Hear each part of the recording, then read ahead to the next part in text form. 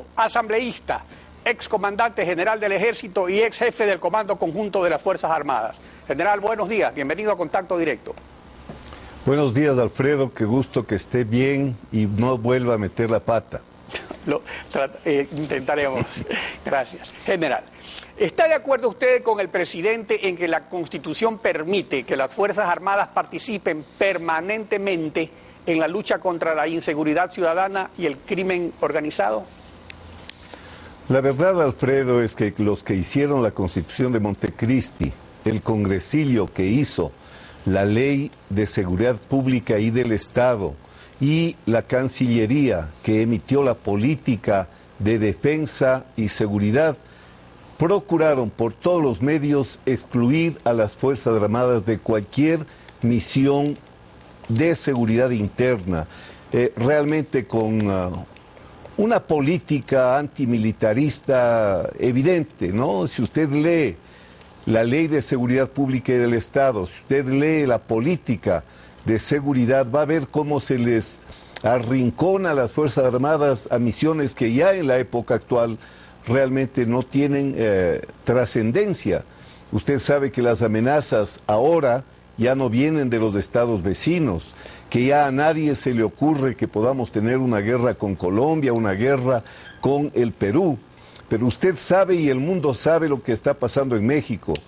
Todos sabemos lo que está pasando en Centroamérica y nadie en buen uso de la razón puede pensar que las Fuerzas Armadas deben estar recluidas en sus cuarteles mientras una amenaza enorme que ya se la considera amenaza a la propia civilización, a la soberanía de los estados, a la continuidad de las democracias, esta que constituye realmente la amenaza del siglo XXI, que es el crimen organizado, el narcotráfico, el tráfico de armas con capacidades atómicas, el tráfico de personas, el tráfico de órganos. Eso no exime a nadie y no puede eximir tampoco a las Fuerzas Armadas de cumplir sus misiones para proteger a la sociedad, proteger a la nación de esta amenaza que ya en México ha ocasionado 60.000 muertes. Asambleísta, pero aquí hay una cosa, como usted bien lo señaló, se estableció un sistema, un esquema jurídico.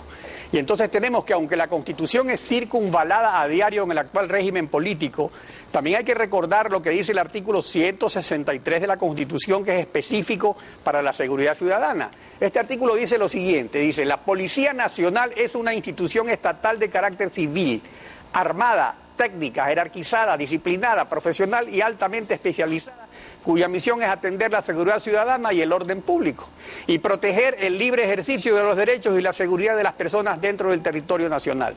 Y agrega, los miembros de la Policía Nacional tendrán una formación basada en derechos humanos, investigación especializada, prevención, control y prevención del delito y utilización de medios de disuasión y conciliación como alternativas al uso de la fuerza. Y finalmente señala, para el desarrollo de sus tareas, la Policía Nacional coordinará sus funciones con los diferentes niveles de gobiernos autónomos descentralizados. Entonces, general Moncayo, aquí en ninguna parte en la Constitución se habla de las Fuerzas Armadas participando entre la lucha contra la inseguridad ciudadana, que como usted muy bien lo señala, es una necesidad. Pero ¿qué resulta? Que la oposición no fue la que hizo la Constitución. Entonces, ¿qué cabe entonces? ¿Reformar ese artículo sobre la seguridad ciudadana como se hizo con la prisión preventiva y el Consejo de la Judicatura? ¿O no es necesario esto como afirma el presidente? Habría que declarar tal vez al país en estado de excepción permanente. ¿Cómo puede operar esto? Mire, Alfredo, hay que cambiar la Ley de Seguridad Pública y del Estado, hay que cambiar la política de seguridad expedida por este gobierno. No hay duda que hace más de un año se nos ofreció que el país iba a estar más seguro si le dejaban al presidente meter la mano en la justicia, si es que se modificaba el Código Penal para el tema de la prisión preventiva. Ahora el presidente dice que él no está pidiendo de favor. Claro, la ley dice, la Constitución dice claramente que el presidente es el comandante en jefe de las Fuerzas Armadas. Ni siquiera dice eso, dice que es la principal, la primera autoridad de las Fuerzas Armadas. Pero la propia Constitución en el primer en el número 1 del artículo 147, dice que él debe hacer cumplir y él mismo cumplir la Constitución.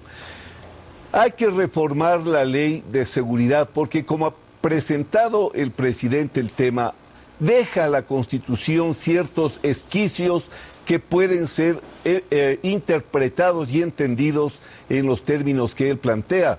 Pero mire, lo que está en la Constitución lo desarrolla la Ley de Seguridad Pública y del Estado, y mientras dice que las Fuerzas Armadas solo se encargarán de la soberanía y la integridad territorial, dice que le corresponde a la policía la ejecución de la política de seguridad interna, que contribuirá con los esfuerzos públicos, comunitarios y privados para lograr la seguridad ciudadana, la protección de los derechos, libertades y garantías de la ciudadanía, apoyará y ejecutará todas las acciones en el ámbito de su responsabilidad constitucional para proteger a los habitantes en situaciones de violencia, delincuencia común y crimen organizado. General, pero aquí el asunto es el siguiente. Se presenta un problema realmente emergente, pero si estamos acostumbrados a ver cómo se circunvala, o por no decir que se viola la Constitución. Y entonces, ahora de nuevo hay una razón por la cual habría que permitir esto, pero el problema es que la doctrina formativa de policías y militares está definida en la Constitución como acabamos de ver. Entonces no es cuestión solamente de una orden presidencial. Profesionalmente, para mí, como militar, ¿usted qué significa este cambio? Que quienes ingresen a las Fuerzas Armadas ya no deben estudiar para militares, sino para policías. No, mire, Alfredo, lo que significa es que el presidente puede ordenar en el marco de la Constitución y de la ley.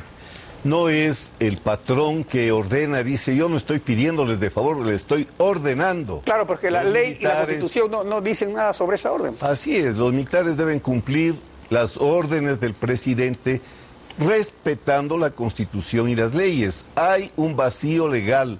Lo grave es que sí hay que utilizar a las Fuerzas Armadas, que las amenazas como están presentes en la actualidad hacen imperativo que las Fuerzas Armadas sean utilizadas, pero las están utilizando mal. No puede ser que se use a las Fuerzas Armadas para ir a derrocar las casitas hechas en una invasión por la gente pobre de Guayaquil. No se puede usar a las Fuerzas Armadas para ir a controlar las cachinerías. Están cometiendo un error gravísimo en la forma de empleo que debe hacerse de las Fuerzas Armadas. Usted sabe que en el narcotráfico, por ejemplo, hay un proceso complejísimo en el cual las Fuerzas Armadas tienen que proteger el mar, tienen que proteger el aire, tienen que proteger el territorio continental, y ahí es donde las Fuerzas Armadas deben ser utilizadas también en misiones de inteligencia, como parte de la comunidad de inteligencia, de que en efecto son importantísimo puntal. Deben recibir las tareas para las que están preparadas y también deben prepararse para otras tareas que los nuevos escenarios de seguridad están planteando a las Fuerzas Armadas de toda América Latina. Claro, pero todo eso debe ser legalmente estructurado para que opere conforme incluso al respeto a los derechos humanos y a todos los principios que se dice respetar. Entonces aquí viene otro aspecto, la preocupación de que se utilice a las Fuerzas Armadas para fines políticos, para perseguir a la oposición. Esto se dio en la lucha contra el terrorismo y la insurgencia armada que libró el gobierno del presidente Febres Cordero. Y ahí el peligro es que con una política de Estado de ese tipo se cometan abusos como el caso Restrepo, por ejemplo, que ya no es contra quienes amenazan la seguridad del Estado, sino contra cualquier ciudadano, incluso como acaba de ocurrir hace 2 semanas con unos ciudadanos particulares por parte de una patrulla del Ejército en Guayaquil. Entonces, de acuerdo a su experiencia profesional, de ser el militar con más larga trayectoria de servicios en la historia de las Fuerzas Armadas, ¿es real la posibilidad de este peligro, de que este desvío para proteger la seguridad ciudadana derive en otras intervenciones? Es real, por supuesto, porque habiendo un nuevo escenario de seguridad, hay que cambiar una cantidad de documentos, hay que modificar, por supuesto, la doctrina, hay que cambiar el entrenamiento, hay que cambiar también el equipamiento. Usted sabe, y esto es lo que me asombra, se reduce a decir si los militares salen o no salen a la calle. Si usted sale como militar con un fusil AK, ¿qué va a hacer en la calle para la seguridad? Hay que diferenciar qué es seguridad ciudadana. Los militares no pueden estar metidos en temas de seguridad ciudadana. ¿Qué es seguridad pública? Donde pueden ser empleados en apoyo a la policía. ¿Y qué es seguridad del Estado, donde deben tener la tarea más importante? Yo fui 2 años jefe de zona en Guayaquil, fui 2 años jefe de zona en Machala, he sido comandante de unidades en ciudades como Macará, en fin. Siempre hemos cumplido misiones de seguridad.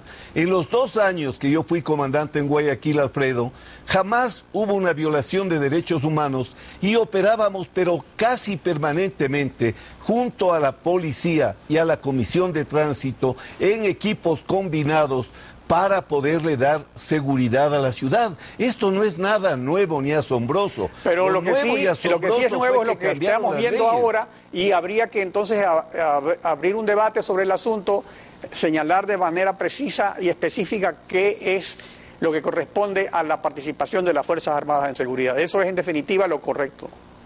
Absolutamente de acuerdo con usted. Necesitamos que esté claramente explicitado en la ley que hay que reformar, Ley de Seguridad Pública del Estado, en la política de seguridad que está emitida por el gobierno y debe ser reformada, en las leyes internas de las Fuerzas Armadas y de la Policía, en los reglamentos que organizan, equipan, instruyen y permiten el empleo, establecen reglas de enfrentamiento. En fin, hay que hacer un trabajo integral. No es cuestión de salir un sábado y decir yo mando aquí, yo ordeno, no estoy pidiendo el favor, y ver al día siguiente a los militares en las cachinerías o en misiones ya de policía urbana, ni siquiera misiones para combatir el crimen organizado. Asambleísta, muchas gracias por su participación en